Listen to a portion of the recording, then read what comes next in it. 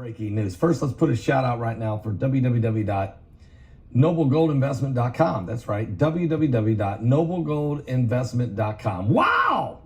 How about this? Noble Gold is one of the sponsors of our show, as you know, and a Christian company, family owned, good friends of the ministry. And they have just been picked by the Consumer Affairs, the rating agency, as the overall #1 gold IRA company in America.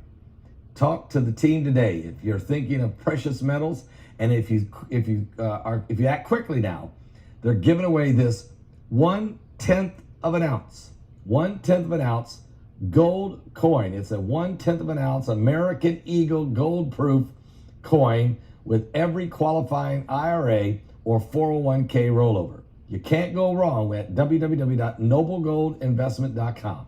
Tomorrow morning, call the team at 877-646-5347. That's 877-646-5347, and tell them Pastor Paul Begley sent you there, okay? They'll be glad to hear from you, and you'll be glad you spoke to them. I tell you that. Save that retirement fund.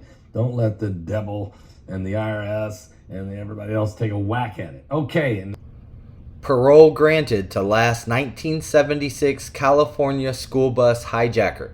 The last of 3 men convicted of hijacking a school bus full of California children for an attempted $5 million ransom in 1976, and what a prosecutor called, quote, the largest mass kidnapping in U.S. history, is being released by the state's parole board. Governor Gavin Newsom asked the parole board to reconsider its decision to parole Frederick Woods, 70, on Tuesday. 2 board members recommended his release in March when previous panels had denied him parole 17 times, but the board affirmed that decision.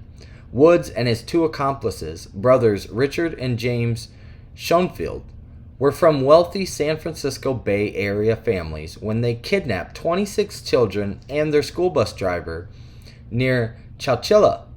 The town is about 125 miles southeast of San Francisco. The 3 buried the children, ages 5 to 14, along with their bus driver, in an old moving van east of San Francisco with little ventilation, light, water, food, or bathroom supplies. The victims, though, were able to dig their way out more than a day later. Putin revives Stalin-era Mother Heroine Award for women with 10 children. Russian President Vladimir Putin signed a decree on Monday that revived the Soviet-era Mother Heroine Award for women with 10 children or more in an apparent attempt to alleviate a demographic crisis in the country. Originally, the honor was introduced by Joseph Stalin after World War II, when the Soviet population plunged by tens of millions. The award stopped with the collapse of the Soviet Union in 1991. Once it comes back in existence, a payment of 1 million rubles or $16,500 US will be given to Russian mothers once their 10th child turns 1, if all have survived. According to the latest Rosstat statistics published this summer, Russia's population shrank by an average of 86,000 people per month between January and May, which is a record.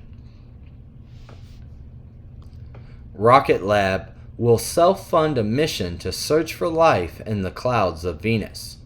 Rocket Lab's Peter Beck is sending a Photon spacecraft carrying a small probe to Venus, marking the culmination of a childhood ambition for the CEO. The private mission is due to launch next May, with an Electron rocket carrying the Photon spacecraft and probe into Earth orbit. The plan is to carry out a trans-Venus injection on May 24, 2023, after a number of sequential phasing orbits around Earth and a larger gravity assist.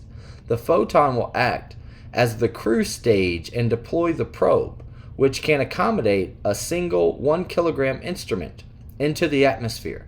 The science mission of the probe will last approximately 5 minutes as it passes through the Venus clouds layers at 48 to 60 kilometers above the planet's surface. 20-year-old charged with manslaughter in New York City taxi driver's beating death.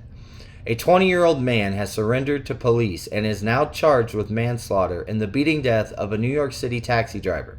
Austin Amos walked into the 101st Precinct Station House in Far Rockaway, Queens, Wednesday night, accompanied by his mother, after investigators released video of the suspects wanted in the death of 52-year-old Putin.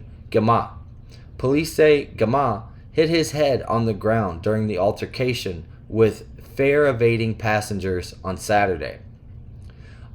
Amos has 6 prior arrests, including for robbery, criminal mischief, criminal contempt, and sexual misconduct.